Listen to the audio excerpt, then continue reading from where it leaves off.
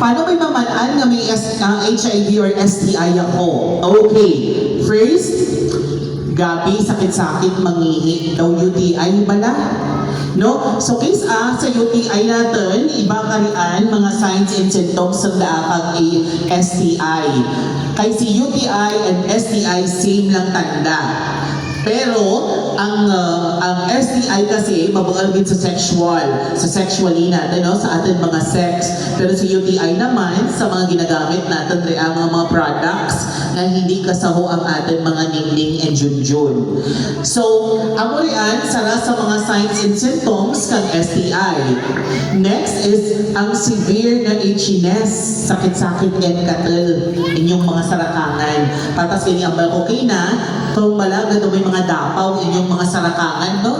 And of course, nag-yellowish ang inyong mga pangihi or may mga dugo o nga nagatawas.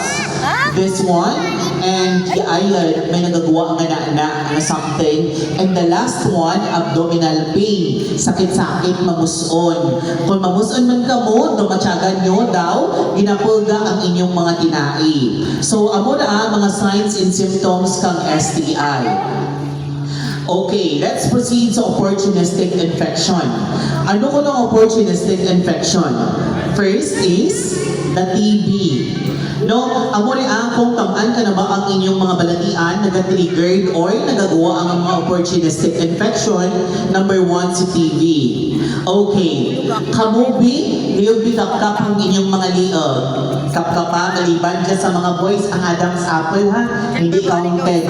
So, kapkapain yung mga liog kung may mga kapak mo nga mga bukol. Okay, what is it nga ginpaimo ko rin Kay kisa ang bukol sa liog is ginatawag na lymph nodes. Ang lymph nodes is